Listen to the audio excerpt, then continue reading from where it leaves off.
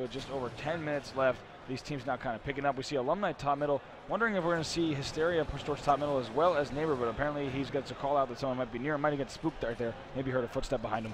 Taking over did take control of the beam rifle right now, and I think they have the sword as well. So Triggers Down has to slow it down a little bit because they don't have any of the power weapons. Right, you see it is now 150 to 110, and this is the point where they can't really afford to give up kills. You need to just regroup and make sure that no one on taking over is able to go off with that sniper rifle. Ideally, just take it out of their hands entirely. Alumni just chilling in the top mid right now. He's going to push up with his teammate who goes down, so it's just up to him right now. As Tom Morello picks up a nice double kill. Yeah, big kill there from Tom Murillo, a player who has been actually pretty impressive right there, trading for a third kill. Making some noise here in the bracket. I've heard some players talking about him, and I actually know that Triggers Down knows that he's a good player. And of course, Tito Matic is a name that anyone who watches the MLG Pro Circuit will be familiar with. So not really a huge surprise that they're playing pretty well against this Triggers Down roster. Yeah, and Alumni was able to get in his personal ordnance, picked up the saw, and I'm sure he'll do some serious damage with that thing. So he's going to push up with his battle rifle, throwing some grenades, and he comes up on 2 players of G4C. Yeah, nice job there as Alumni choosing the saw. We're seeing that a little bit too often in Unbreakable. Yeah. Players opting for the saw, getting a little overzealous and trying to finish kills with it. When I bet if he pulled out his primary rifle, he probably could have turned 2 there. He had actually help from Nated. Yeah, see, here's a hint. When you put your reticule over a player and it doesn't light up red, you're out of range. Because you see that with the saw, you see that with the BR from very far range. You probably shouldn't use that weapon. Right, Hysteria, nice shots there against Tom Morello. Nice gets a beat down, and he's probably going to turn 2 here on Flamehead. Nice job. They're only down by 7, and he has an ordnance ready. Let's see what he chooses. Wouldn't be surprised if it was a speed boost. Yeah, I mean, that's not the greatest. The Needler's pretty good, but still hard to pick up multiple kills with that thing. All right, right there, I think he got connected with a beam rifle. It was bottom middle, so he does get taken out. Let's see if he decides to go with this ordnance. There it is. Decides to call it in, and it looks like it's going to be the speed boost. There it is, and like we said yesterday, speed boost really gives you the Flamehead. Looks like there's an overshield there, so it's going to be difficult to kill unless they capitalize. That overshield would be put to waste. Yeah, Hysteria really has to take advantage of this speed boost and try and make some great flanking plays because he can move so fast around the outside of the map. Right, you really do, and you have to get to wherever your team needs to be, so your team also needs to communicate with you. It goes both ways, of course, Unbreakable. Not only should you be helping your team and communicating with them, but they should be saying, hey, Hysteria, help me right here, I need help. And really, it's going to come down to everyone working together. I mean, Hysteria can try to be everywhere, but if his teammates aren't letting him know, then the speed boost will also go to waste. Yeah, and actually it has disappeared by now. So it looks like Triggers Down still losing by about 60 points right now. Still 3 guys hanging out on this back ramp. Yeah, surprisingly, Tito Matic able to jetpack all the way to the top of the map but still stay alive. That's something we saw Nated doing yesterday in one of the free-for-all matches. Just jetpack straight up and really just draw attention to yourself while trying to finish kills. Tito Matic here jetpacking and might be able to, nice job there as he drops down, finishes Neighbor. Probably if he hit a few more of those shots, he probably could have turned 2. Yeah, but using the jetpack, it's landed some great angles. There's actually on the very top level some windows you can try to sneak through, but it's really hard to make that jump, so he came down, took in the man cannon entrance, and was able to pick up a kill. Right, speaking of those little windows above the hallways, we actually saw Nated throw some really nice grenades up there, so you're not really that well protected, especially when players learn how to throw those grenades perfectly. I think we're going to see this game, Haven Infinity Slayer, overall just continue to increase in speed. And that's what I love. There's so many different angles in this map that it just, it's really fast-paced and a lot of team shooting. Yeah, Slay's opting for the thruster pack there. That was interesting. There's a lot of debate as to whether or not the thruster pack actually helps with jumping at all. Some players say that they like to use it to clear certain gaps. Other players say it doesn't make a difference. But Slay doing a nice job here in this game. Interesting to not charge the plasma pistol, but instead use it as a club. He finally got the noob combo and he didn't even use it, but he was able to pick up that kill that he died from. Let's see, Slay's actually given the same ordnance options as Hysteria, and no big surprise there. Also goes to the speed boost. I think they might just be choosing it because it's a lot of fun. Yeah, it's so fun to move around the map that fast, definitely. Yeah, it's sweet. And of course, it does stack when you sprint. So if you are sprinting and speed boosting, you will go even faster than a normal sprint as he's moving around now. I think it's also a challenge, though. It's not always the easiest when you have speed boost to get a kill. Because you are moving so fast, your strafing is different, your shooting is going to be different. So it actually creates a little bit of a challenge for the speed booster as well as the speed boostee. Yeah, your aim can definitely be thrown off when you're moving that fast and trying to strafe. Yeah. You're not used to it. Alumni putting a lot of shots downside, and Tom Morello, he goes down, though. His teammates are back there still shooting. Yeah, Alumni still using that battle rifle, finding moderate success with it. But in this game, you got to wonder, maybe he's considering switching over if Triggers Down continues to drop games. But of course, they lost game 1 in that series earlier, but were able to come back. Yeah, it's interesting to see. Like, we'll have to take a look at the end and see how Alumni does compared to other players using the DMR, and just see if it really does make a big difference. Yeah, I'd love to see Unbreakable is kind of after we have this event, completed, if we could see the statistics of the players who are using the DMR versus the player who uses the BR, if we could just take a look at a few case examples of that, it might be very telling, or it might just tell us that the weapons actually are balanced and it's going to come down to the player. So who knows? I'd love to see those statistics afterwards, though. Definitely. Dropping down to the bottom of the map. And it's weird because I still thought great position to pick up an assassination right there. I was going to say, nice double kill, actually. Probably going to try to use a grenade here to pick up 3. Does get taken out, but it's surprising that he didn't pick up that needler. Right? Yeah, I was about to say that. Absolutely, in a close quarter situation, no reason you shouldn't pick up that needler.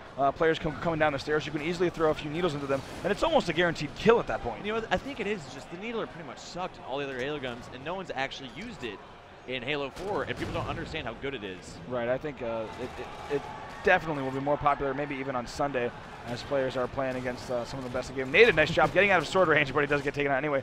We now take a look at the score. It's 570 to 500 right here. Sugar's down, losing for whatever reason, just not able to get back into the game in the middle. G4C about to close it out with 3 more kills.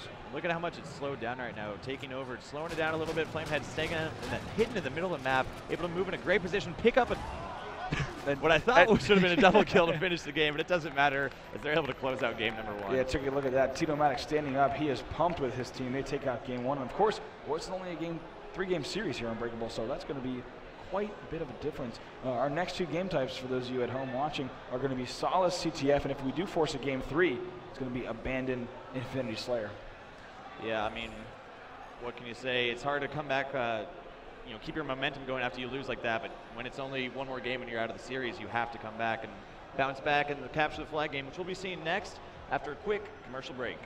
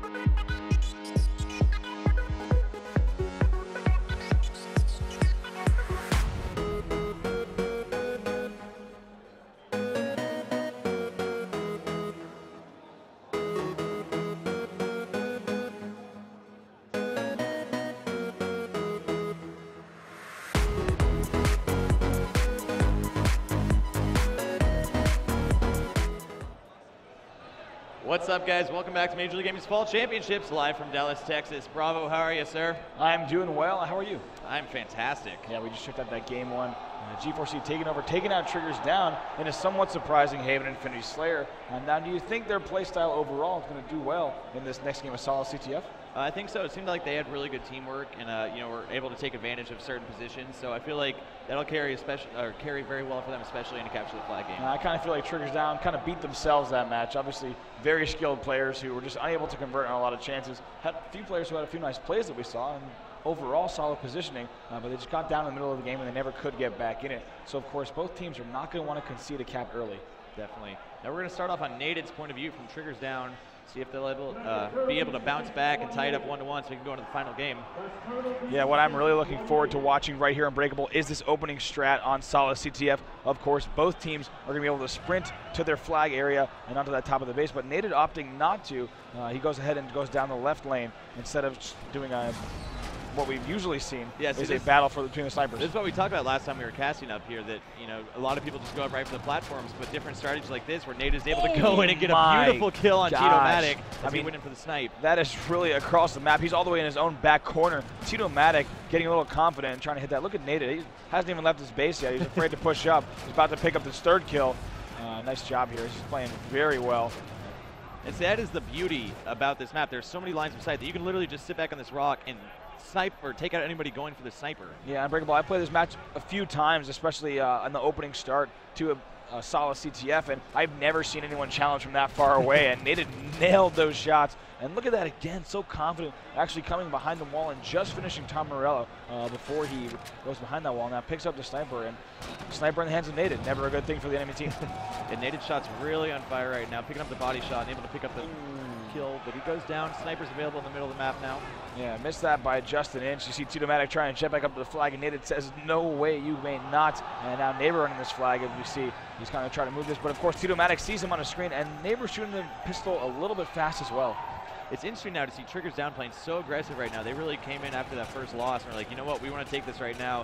So Neighbor coming in, having to reload, but he's still able to pick up this kill on Slays as he's running the flag. Yeah, nice job there. He has two teammates right there, one behind him and one in front of him. He's actually in pretty good shape to bring this all the way home. The deliver icon is still on his screen. That means his flag is at home. Yeah, moving in right now. He's getting hit from behind. He goes down right now, though, as the flag is available in the middle of the map, returning in 10 seconds. Yeah, that flag looks like it's going to return here as two players on the blue team are right around it. You see that protect icon, and Nate is not in any position to get that flag touch. Neither is Alumni. That flag will reset. Yeah, Taking Over did a great job of getting all around it. And Alumni walks right into a trap trying to save that flag, but he goes down. Oh, wow, look at Slays there with the thruster pack. And now coming back and getting two shots on Hysteria. He's kind of reinventing how this thruster pack is used. I really like it. I'm impressed by how he's doing it so far. Yeah, I haven't seen a lot of people jump and then use it, and that's really something we're starting to see from Slays, and I like that play a lot. Right now, he's about to win this battle against Nated. Really nice shots there. If he was able to stay alive, maybe he could have gotten a flag touch right there. 3 down for Triggers Down right now, and 2 dead for Taking Over.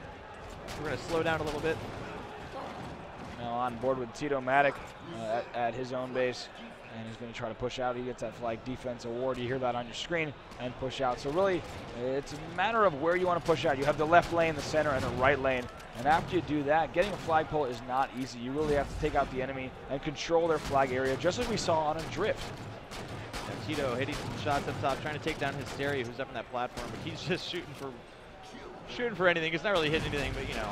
Yeah, interesting. Triggers Down was in both flags just now, which on paper might be a good theory, but you think that flag area is pretty exposed. If G4C Taking Over has members all around the bottom, they're actually going to be able to clean those up pretty quick, and especially if they have jetpack players. Nated right there.